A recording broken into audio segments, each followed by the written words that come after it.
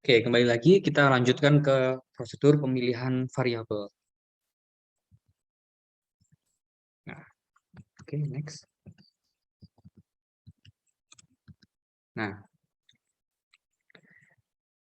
untuk prosedur pemilihan variabel kita tuh dihadapkan dengan 4 metode. Kita akan bahas satu persatu nanti. Tapi untuk uh, spill-nya aja ya. Itu untuk stepwise regression ini dia bisa menambah dan menghapus variabel. Ya bisa dua-duanya. Kalau ini cuma bisa menambah. Ini cuma bisa mengurangi variabel. Yang base subset regression ini caranya panjang dan satu persatu nanti. Oke, langsung aja ya. Oke, sebelumnya kita baca dulu keterangan di sini ya. 3 prosedur pertama adalah iteratif. Satu variabel ditambahkan atau dihapus berdasarkan uji statistik F. Oke.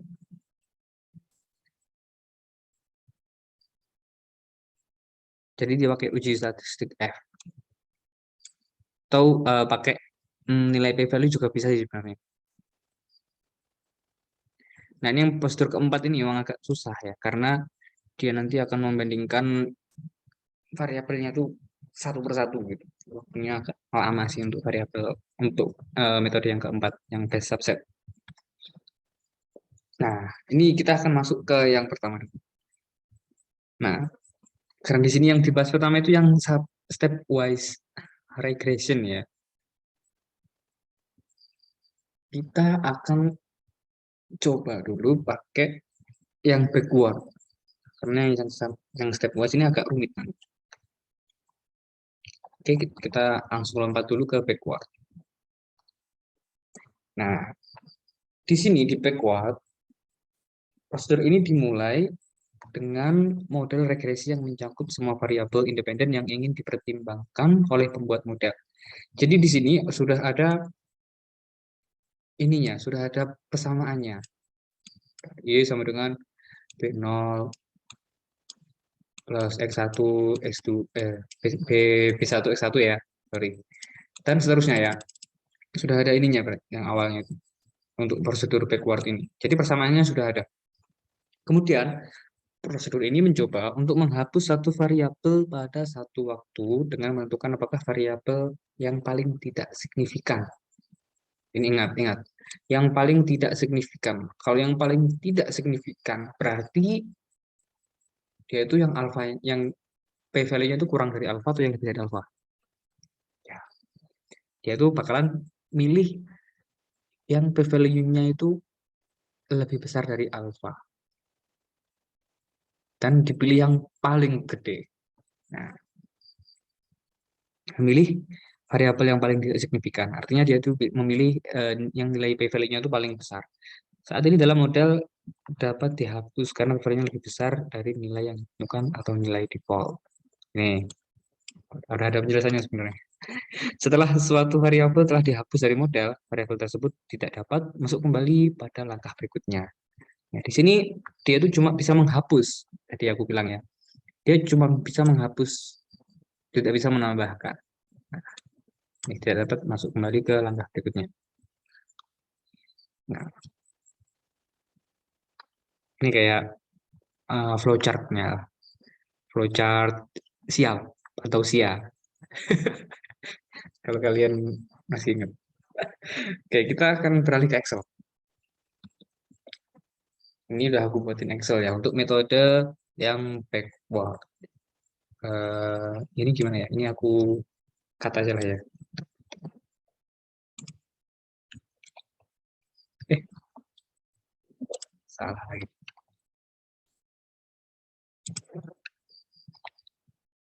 Baru paling belakang.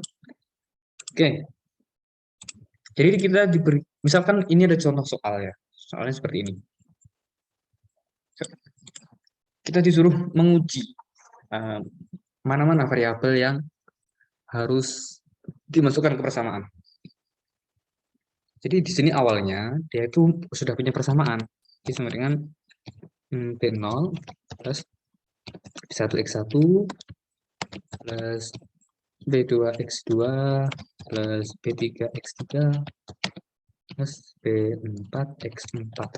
Nah, kita tuh disuruh untuk menguji atau menentukan mana-mana variabel yang seharusnya masuk dan mana-mana variabel yang seharusnya tidak usah diikutkan. Nah, untuk caranya kita akan langsung saja pakai ini data yang pertama ini kita regresikan.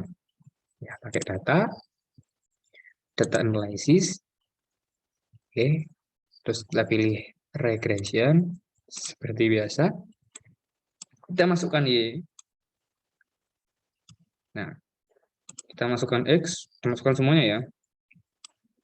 Nah, terus jangan lupa diklik labelsnya karena di sini ada judulnya. Nah, terus pada soal ini agak unik. Confidence levelnya dia tuh pakai alpha 15%. Kalau alpha 15% berarti confidence levelnya kan 85% ya. Ini agak jarang juga sih sebenarnya karena kan defaultnya itu kan 5%. Jadi sering-sering pakai yang 5%. Kalau 5% berarti ininya 95% confidence levelnya. Jadi nggak usah dicentang. Kalau misalkan dalam kasus itu pakai default, ini nggak usah dicentang. Nah, karena kita tidak pakai default, ya kita harus centang dulu, baru kita ubah berapa yang diminta soal alfanya. Tinggal nanti disesuaikan dengan confidence level. Kalau misalkan alfanya 5%, berarti 95. Kalau misalkan alfanya 1%, berarti confidence levelnya 99. Nah, kalau di sini itu 15. Ya emang agak aneh sih menurutku. Cuman apalah, kita turuti aja.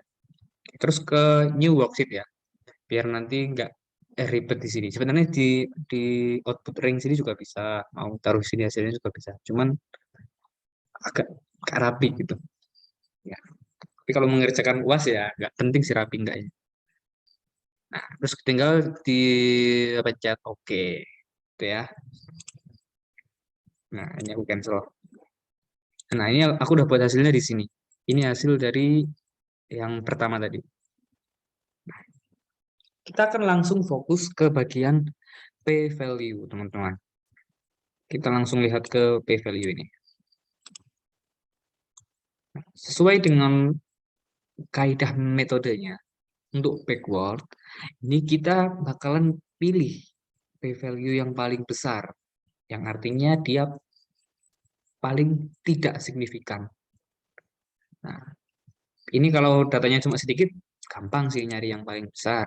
Cuman kalau misalkan variabelnya ini ada 100 misalnya, kita tinggal pakai ini ya, pakai conditional formatting ya. Terus ini top 10 item, pilih ya, nah itu nih. Ini pilih satu yang paling besar. Oke, nanti dia bakal memilih yang nilai paling besar. Oke, belajar TABK dikit-dikit. Nah, di sini ternyata dia tuh miliknya X3. Nilai p-value dari X3 ini yang paling besar. Jadi kesimpulannya apa? Dari sini. Di sini kita bakalan menghapus variabel X3. Oke, lanjut ya. Nah, kemudian setelah kita hapus X3-nya, kita buat tabel yang baru tanpa X3. Seperti ini. Gampang caranya, cuman tinggal copy aja di sini misal. Nah, terus aduh X2-nya gak ikut lagi. Terus S3-nya nggak usah diikutkan ya. Seperti ini. Oke. Nah, dari tabel yang baru ini, kita akan menghitung lagi regresinya. Sama pakai data analysis lagi. Terus kita regresikan kembali. Ya, nanti akan dihasilkan di sheet baru. Ini hasilnya. Ini hasil dari regresi yang tabel tanpa variabel X3. Karena tadi itu sudah kita hapus. Nah, ternyata dari hasil yang dihapus X3-nya, itu kita menemukan nilai terbesar dan lebih dari alfa ya catatannya. Ingat alfanya tadi 15% ya. Nah, ini lebih dari alfa 15%. Dan dia paling gede itu 20,54. Itu ternyata miliknya variabel X4. Nah, dengan demikian, X4 kita hapus dari tabel. Nah, sehingga kita buat tabel yang baru tanpa X3 dan tanpa X4. Oke, ini jadi tabelnya tinggal X1 dan X2. Nah, langkah berikutnya kita regresikan kembali. Jadi, regresikan kembali yang ini. Diregresikan kayak tadi. Nah, nanti akan dihasilkan nilai seperti ini. Iterasi ketiga ini. Ini hasil dari regresi variabel Y dengan X1 dan X2. Ternyata setelah dilihat, nilainya itu semuanya di bawah alfa atau kurang dari alfa, yang artinya semuanya signifikan. Kalau sudah seperti ini, maka prosesnya itu berhenti sampai di sini. Proses backward itu berhenti sampai di sini. Kalau misalkan sudah tidak ada lagi variabel yang bisa dieliminasi atau dihapus. Oke, ini kasih fokus keterangan. Proses berhenti sampai di sini karena tidak ada lagi variabel independen dengan p-value lebih besar dari alfa. Nah, di sini alfanya 15%. Ini kan udah nggak ada lagi. Maka sudah stop sampai di sini. Oke. Nah, dengan demikian, maka yang akan menjadi base model atau akan menjadi persamaannya itu cuma X1 dan X2 yang ini. X1 dan X2. Kemudian dari data yang sudah ini kita bakalan meregresikan. Diregresikan kembali tuh. X1 dan X2. Terus sebenarnya pakai ini juga bisa. Pakai yang data ini juga sudah bisa sih. Kalau misalkan pertanyaannya itu cuman buatlah persamaan dengan metode backward. Maka sudah bisa tuh pakai jawaban yang ini.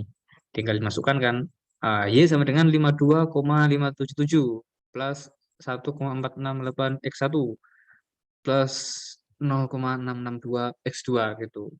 Cuman nanti ada uji autokorelasi. Jadi aku buat lagi nih di sini.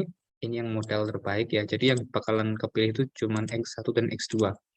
Ya, yang masuk ke persamaan. Nah, ini yang awalnya tadi ini kan, ini dibuang X3 dan X4-nya. Nah, setelah kita regresikan, kita akan dapat yang base model ini. Dengan residual ya. Ini caranya gampang kok. Tinggal data analysis, regression, terus di blok yang ini, terus yang ini, terus dicentang residualnya ini ya, biar muncul nilai residual karena nanti bakalan kepake buat uji autokolinear. Nah, ini kok berubah jadi 95 lagi. Ini 85 kan. Nah, gitu. Seperti ini ya. Oke. Nah, hasilnya kan muncul seperti ini dengan nilai residual juga. Nah, ini angkanya kan sama kayak yang tadi ya. Nah, ini bakalan kita buat persamaannya. Nah, kalau soalnya lengkap, itu biasanya ditambah dengan uji autokolinear. Cuman kalau tidak, nanti cukup jawabannya di kesimpulan satu ini. Persamaan regresi menggunakan metode, ini salah ini. Menggunakan metode backward. Karena kopas di kemarin aku.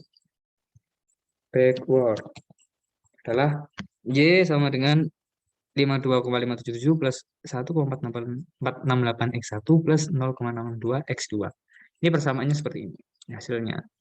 Kalau misalkan yang ditanyakan cuma persamaannya. Kalau yang ditanyakan beserta uji autokolinearnya, ini nanti sebenarnya bakalan kita bahas di akhir sih, di sesi yang paling akhir. Cuma untuk spillnya aja.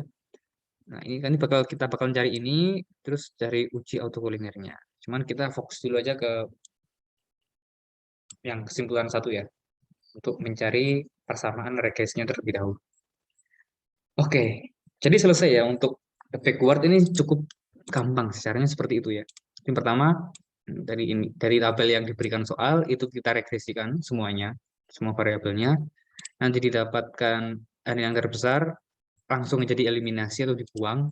buat tabel lagi tanpa variabel tersebut, kemudian regresikan kembali, dapat nilai angka yang terbesar lagi, terus eliminasi lagi, buat tabel tanpa variabel yang telah dieliminasi sebelum-sebelumnya. Nah, lalu diregresikan kembali sampai akhirnya nanti sudah tidak ada lagi variabel yang memiliki p-value lebih dari alfa. Nah, kalau misalkan sampai akhir itu nggak ada yang signifikan ya, berarti dia tuh tidak memiliki variabel.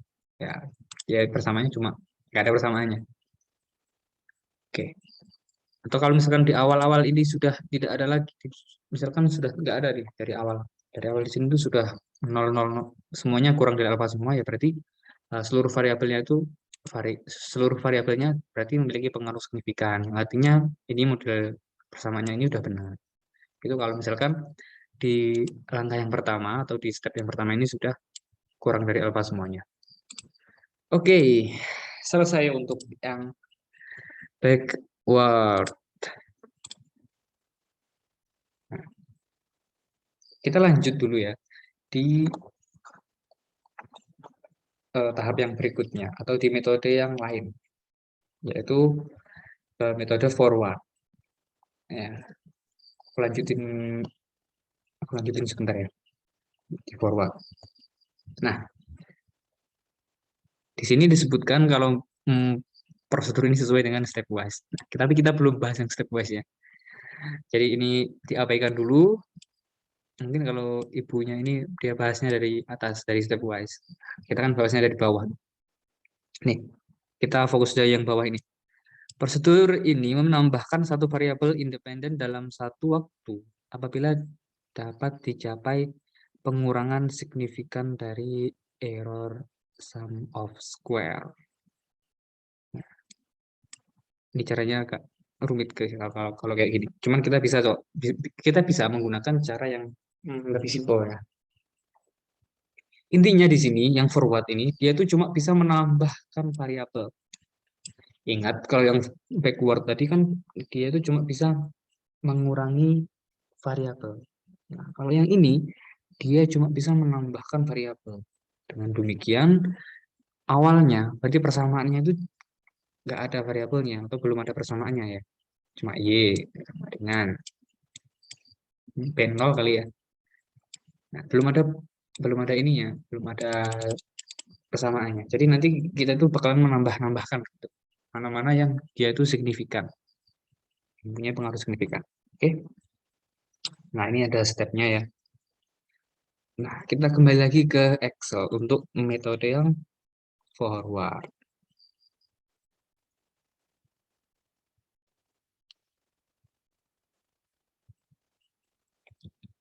Nah, kita akan buka yang forward.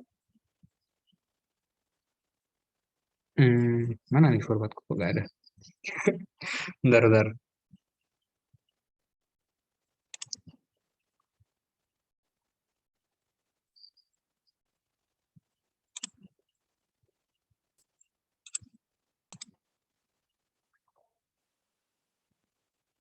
Oke, di sini ada metode forward ya.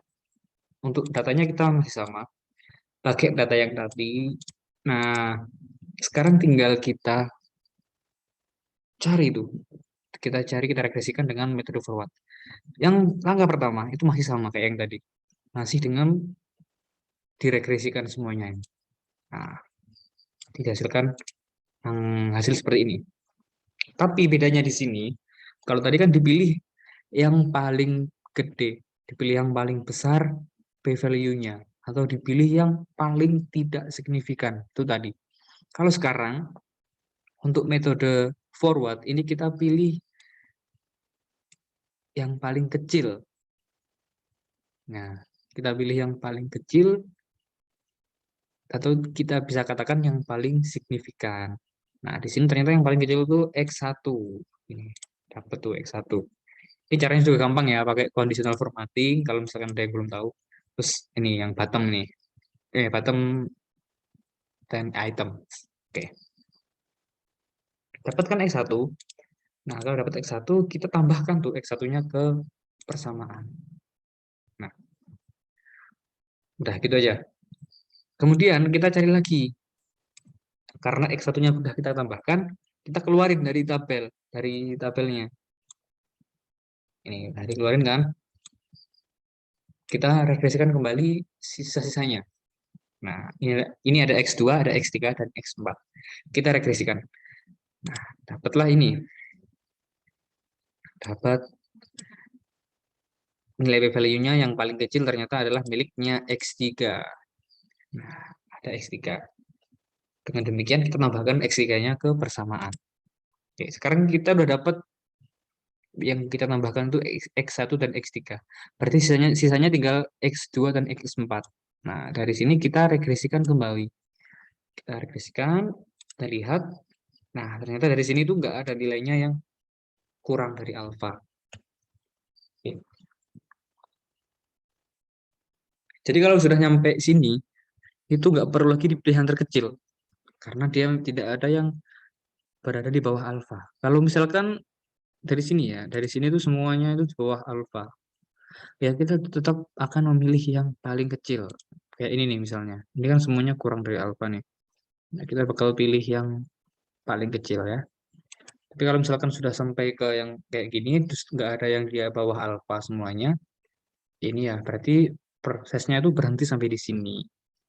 Nah, karena tidak ada lagi variabel independen dengan p-value kurang dari alfa. Atau di sini alfanya 15%. Oke, bernafas sebentar. Dengan demikian, kita dapat model terbaiknya, yaitu Y dengan X1 dan X3. Nah, ini agak berbeda ya dengan hasil dari yang forward, dari yang backward maksudku, yang tadi. Tadi itu backward itu hasilnya X1 dan X2. Nah, sementara yang forward ini, dia hasilnya adalah X1 dan X3. Oke, dari data ini kita regresikan. Ketemu nih. Ini B0, B1, B3, B3 lah. Nah, jadi nanti persamaannya bakal seperti ini ya. Atau jawaban untuk yang pertama ini. Persamaan regresi yang dihasilkan dari metode kok ini kok stepwise semua. Metode forward ya. Metode forward adalah Y sama dengan 72,349 plus 2,312 X1 plus 0,494 X3. Oke, ini hasil untuk metode forward. Persamaannya seperti ini. Beda dengan hasil dari yang backward. Metode backward. Nah, kalau di sini kita lihat p-value-nya.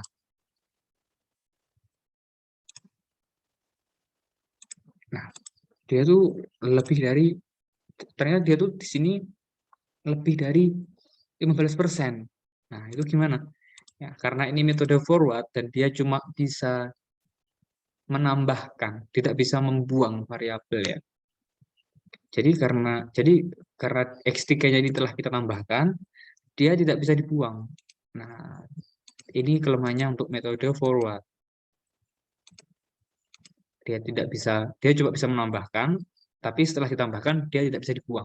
Nah, di sini kan hasilnya ternyata dia tuh 58, lebih dari 15, yang artinya dia tidak signifikan sebenarnya. Cuman karena ini metodenya forward, dia tidak bisa membuang atau tidak bisa mengeliminasi lagi. Nanti di stepwise dia bisa. Oke. Untuk yang part ini kayaknya kita cukup di sini ya. Nanti kita lanjutkan lagi di part berikutnya untuk metode stepwise. Oke.